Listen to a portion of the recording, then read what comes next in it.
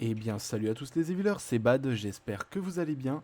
Aujourd'hui, on se retrouve pour une nouvelle vidéo. Cette fois-ci, c'est un infocus et on va parler aujourd'hui de Célia, la joueuse de harpe lumière, qui, une fois éveillée, devient donc Célia. Alors, Célia est un monstre free-to-play qui est peut-être un petit peu compliqué à comprendre ou l'obtenir. Donc pour ceux qui veulent savoir comment obtenir Célia, alors si je vous dis pas de bêtises, mais je crois que je confonds avec sa sœur Dark. Tout à fait, c'est sa sœur Dark. Donc Célia, le seul moyen d'obtenir Célia, sachant que je précise que toutes les joueuses de harpe sont gratuites. Il n'y a aucune joueuse de harpe qui peut être invoquée. Donc le seul moyen d'avoir Célia à l'heure actuelle, c'est via le raid de guild. Donc malheureusement, si vous n'avez pas de guild, eh bien essayez de rejoindre le plus rapidement possible une guild qui fait de préférence le raid au niveau 5. Attention, qui passe le raid au niveau 5. C'est important. Et donc, le but, ça va être tout simplement, en fait, de récupérer ces petits coffres ici, vous voyez. Et dans ces coffres, vous avez la possibilité d'avoir, du coup, des shards de Célia.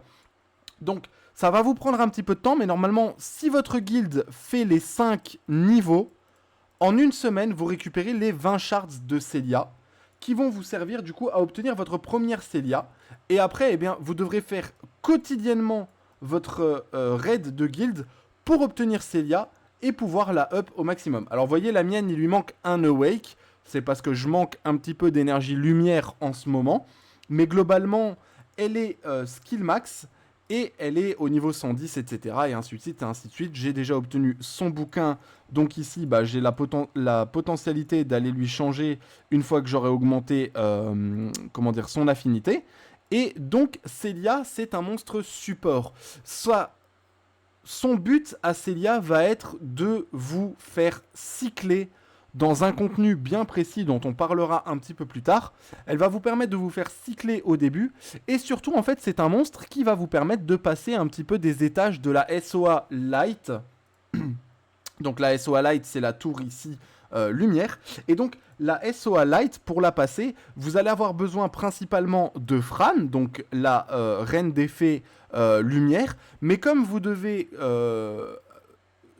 faire 100 jours de connexion quotidienne dans le jeu en réalisant les 3 missions qui sont dans l'event de Fran, du coup, eh bien, en attendant, vous pouvez utiliser Célia.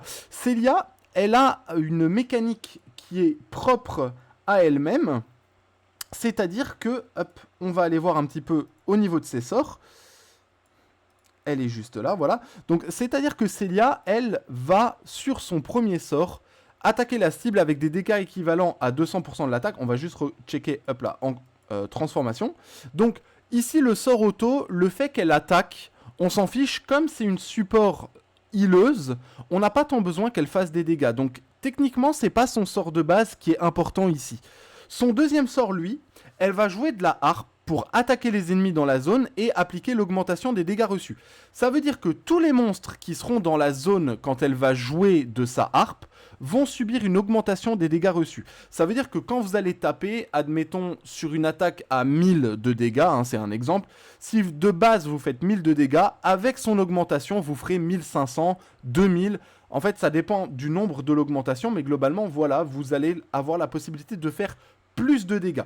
Et donc, cette mécanique-là, va nous servir dans un donjon précis, on y revient un petit peu plus tard. Et donc, du coup, ici, le but de Célia, c'est surtout de mettre à profit ce sort-là. On fait donc des dégâts équivalents à 497,8% de l'attaque, mais on s'en fiche encore une fois des dégâts. On met une augmentation niveau 1 des dégâts reçus pendant 16 secondes et on applique soin impossible pendant 16 secondes. Soin impossible, ça peut être pratique, donc c'est globalement de l'anti-heal. C'est pratique surtout sur les boss qui vont se heal d'eux-mêmes ou les monstres qui vont avoir un effet vampire, etc. Vous allez pouvoir counter ça.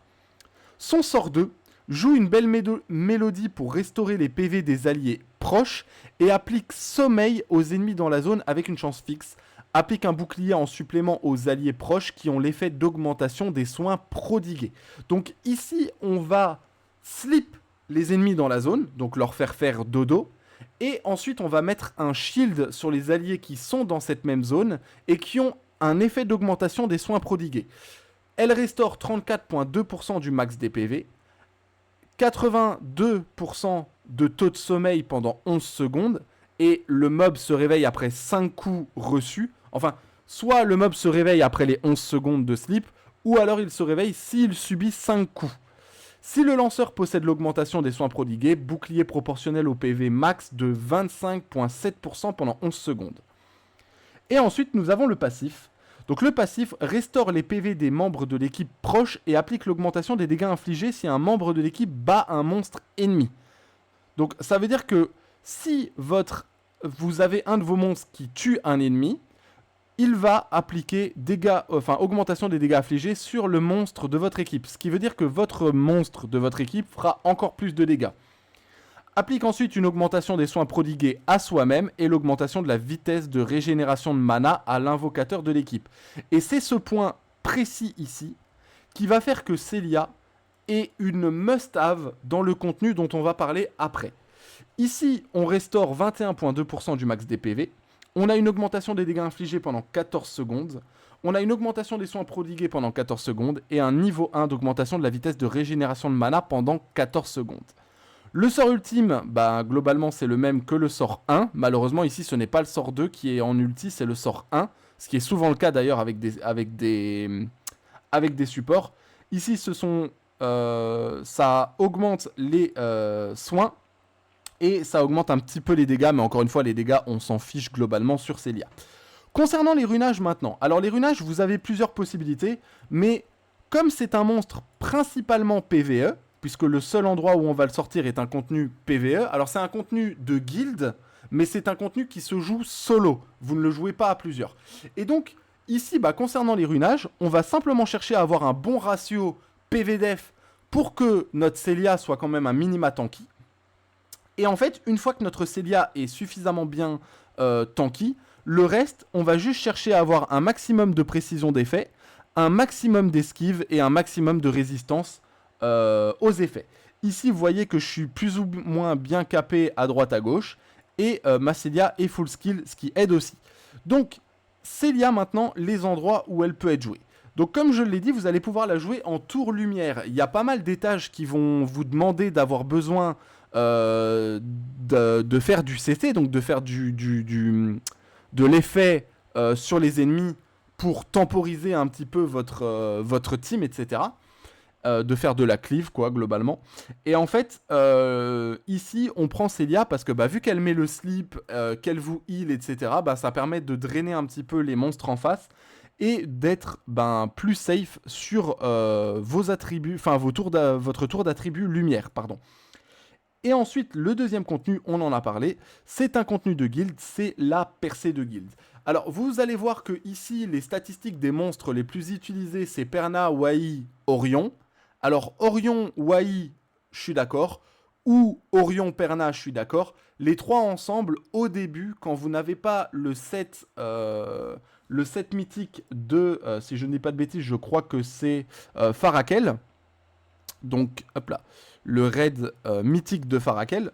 Donc ça, mais avec les carreaux dorés, hein, donc cette version, hop là.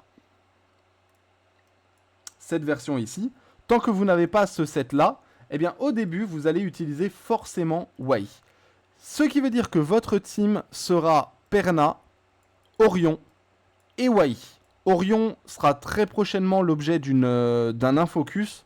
Vu que j'essaye de vous faire un petit peu les monstres qui servent en PVP et en PVE au début, et ensuite on partira sur les monstres qui servent en PVP. Et donc du coup, une fois que vous avez votre team, Célia, en fait, vous n'avez pas envie, comme une Elenoa par exemple, de l'avoir en link. Ce qui veut dire que je vais vous donner l'exemple ici simplement dans le machin. Donc ça veut dire que notre team sera comme ça. On aura Orion qui va spammer son sort 1.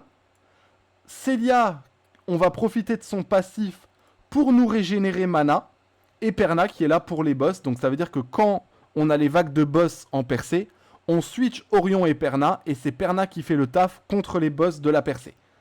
Globalement, c'est l'équipe.